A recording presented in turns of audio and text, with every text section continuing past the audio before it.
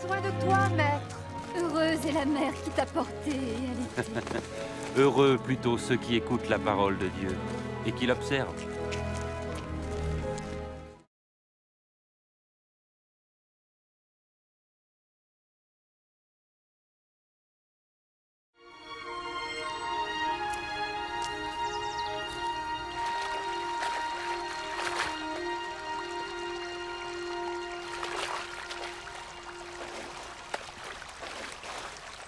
Apprends-nous à prier, comme Jean l'a appris à ses disciples. Quand vous priez, dites « Notre Père qui es aux cieux, que ton nom soit sanctifié, que ton règne vienne, que ta volonté soit faite sur la terre comme au ciel. Donne-nous chaque jour notre pain quotidien. Pardonne-nous nos offenses, comme nous pardonnons aussi à ceux qui nous ont offensés. Protège-nous contre la tentation et délivre-nous du mal. »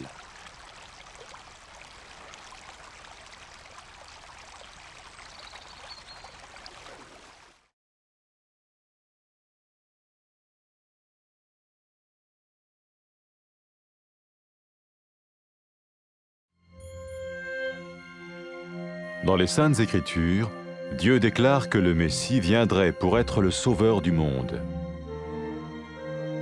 La vie de Jésus prouve qu'il est bien celui dont les prophètes avaient parlé. Ésaïe a prophétisé que la Vierge deviendrait enceinte et qu'elle enfanterait un fils. Des siècles plus tard, la naissance de Jésus accomplissait cette prophétie.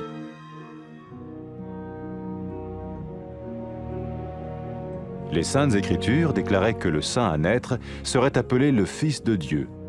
Cela signifiait que Jésus serait le Fils de Dieu au sens spirituel et non au sens physique. Nous le voyons par sa manière de vivre. Il a guéri des malades, il a pardonné leurs péchés, les a ramenés à Dieu et leur a promis une place dans le royaume éternel de Dieu. Il s'est offert lui-même en sacrifice pour le péché à leur place. Puis il est revenu à la vie, victorieux sur la mort selon le plan de Dieu. Jésus a dit « Personne ne me prend la vie, mais je la donne de ma propre volonté. » La vie de Jésus n'a pas seulement accompli les écrits des prophètes, mais elle a aussi confirmé la vérité de la sainte parole de Dieu. Les prophètes avaient écrit « Ta parole, ô mon Dieu, est parfaite, elle dure à toujours. » Jésus lui-même a dit « Le ciel et la terre disparaîtront, tandis que mes paroles ne disparaîtront jamais. » Jésus est venu pour nous donner la vie dans toute sa plénitude. Et quand l'homme a désobéi à Dieu dans le jardin d'Éden, il a choisi sa propre voie et ses actions l'ont séparé du Créateur.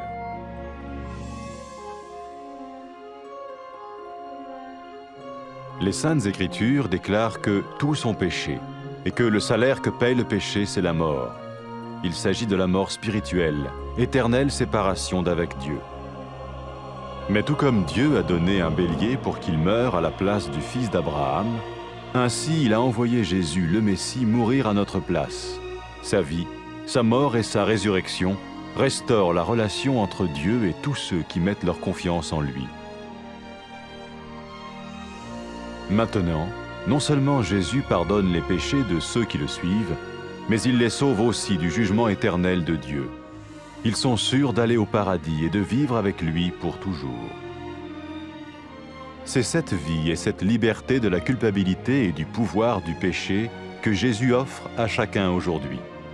Cela ne veut pas dire suivre une religion, mais choisir d'avoir foi en Jésus qui dit « Je me tiens à la porte et je frappe. Si quelqu'un entend ma voix et ouvre la porte, j'entrerai chez lui. » Cela veut dire se tourner vers Dieu et croire que Jésus vient dans nos vies pardonner nos péchés et nous rendre tels qu'il veut que nous soyons. Il ne suffit pas d'approuver intellectuellement ce qu'il dit, ni de vivre une expérience émotionnelle. Nous le recevons par grâce, au moyen de la foi, par un acte de notre volonté. Lorsque quelqu'un est prêt à suivre Jésus le Messie, il peut lui parler par une simple prière. Peut-être êtes-vous prêt maintenant à ouvrir votre vie à Dieu. Si oui, vous pouvez vous joindre à la prière suivante, silencieusement. dans votre cœur. Seigneur Jésus, j'ai besoin de toi. Merci d'être mort sur la croix pour mes péchés.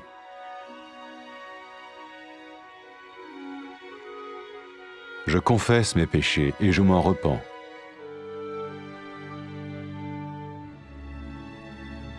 Je t'ouvre la porte de ma vie et je te reçois comme mon Sauveur et Seigneur.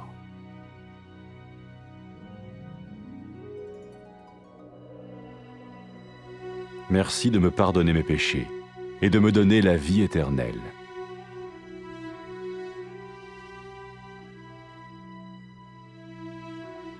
Fais de moi le genre de personne que tu veux que je sois. Maintenant que je deviens l'un de ceux qui te suivent. Amen.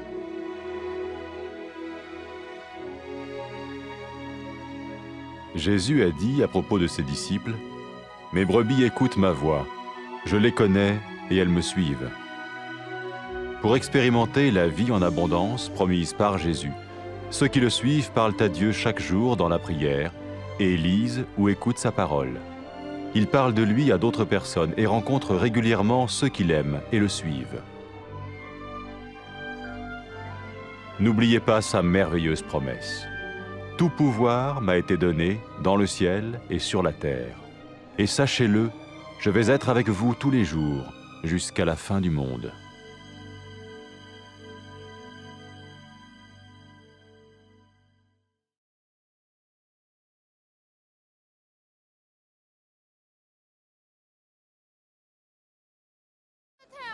मुबारक है वो माँ जिसने आपको जन्म दिया और परवरिश की।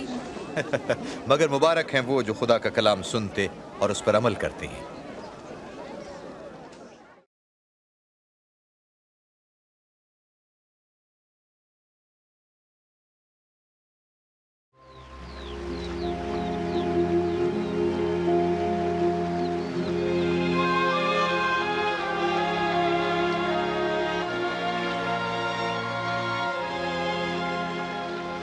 हमें दुआ करना सिखाइए जैसे यूहन्ना ने अपने शागिर्दों को सिखाई। जब दुआ करो कहो, ऐ हमारे बाप जो आसमान पर है, तेरा नाम पाक माना जाए, तेरी बादशाही आए, तेरी मर्जी जैसी आसमान पर है ज़मीन पर भी हो। हमारे रोज़ की रोटी हमें आज दे, हमारे गुनाह माफ़ कर जिस तरह हम अपने कसूरवारों को भी माफ़ करते हैं। हमें भी आजमाइश में न पड़ने दे बल्कि बुराई से बचा।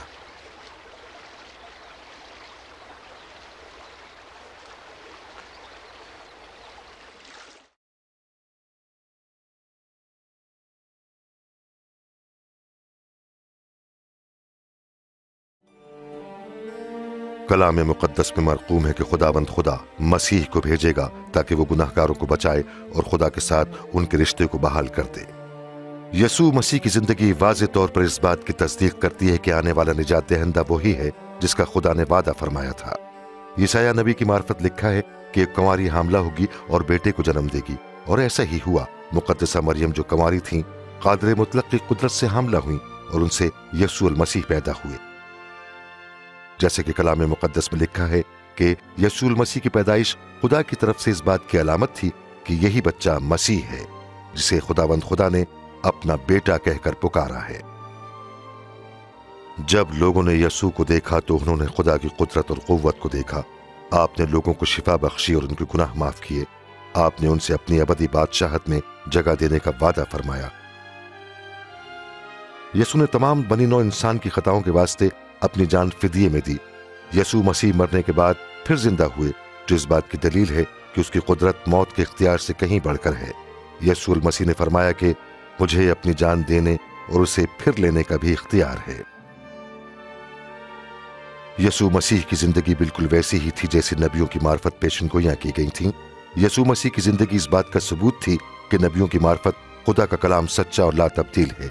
जैसा कि नबियों की मार्फत फरमाया गया था कि कलाम खुदा हर ऐब से पाक और अबदी है। यसू मसीह ने खुद फरमाया कि आसमान और जमीन टल जाएंगे लेकिन मेरा कलाम अबद तक कायम रहेगा।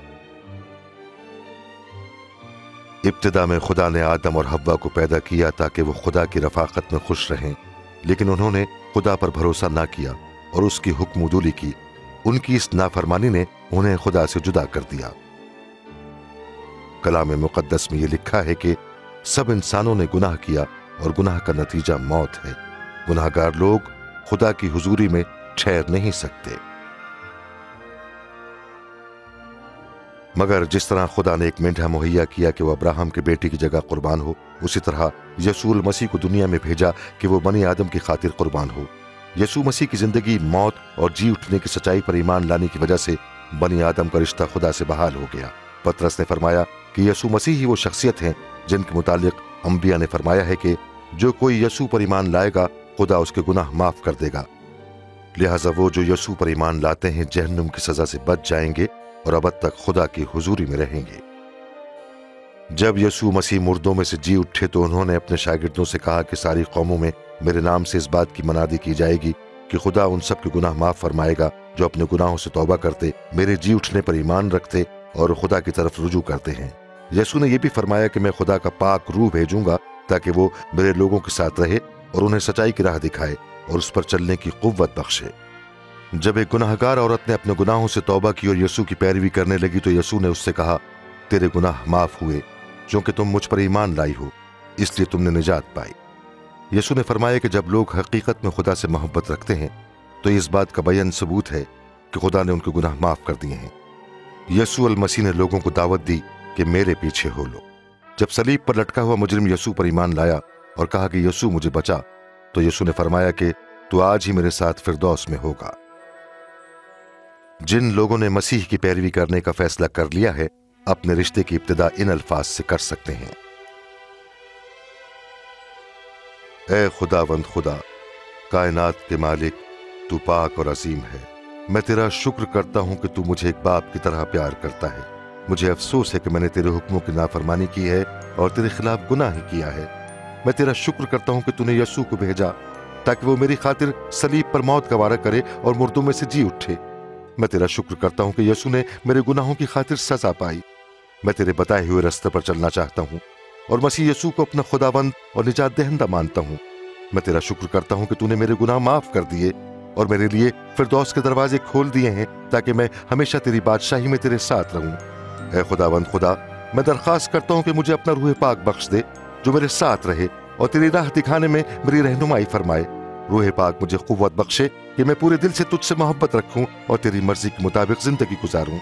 ऐ खुदावंद खुदा, काश कि इस दुनिया में हर जगह लोग तेरी हमद व तारीफ करें। आमीन।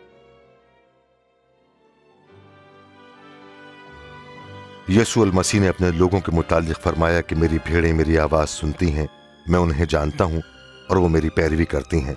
यसू अल मसीह के लोग उन सब से रफाकत रखते हैं जो यसू से मोहब्बत रखते और हर रोज उससे हम कलाम होते और कलाम में मुकद्दस का मुताला करते हैं। वो उसकी पैरवी करते और उसकी मोहब्बत का दूसरों से बयान करते हैं। यसू रूहुल कुद्स के वसीले से जो उसके लोगों के दिलों में रहता है उनकी मदद और रहनुमाई फरमाता है। जब यसू अपने आसमानी तख्त की जानिब बादलों पर उठाए गए तो उनके पैरोकारों ने उनके इस कौल को ज़हन नशीन कर लिया कि आसमान और जमीन का कुल इख्तियार मुझे दिया गया है और याद रखो कि मैं दुनिया के आखिर तक तुम्हारे साथ हूं।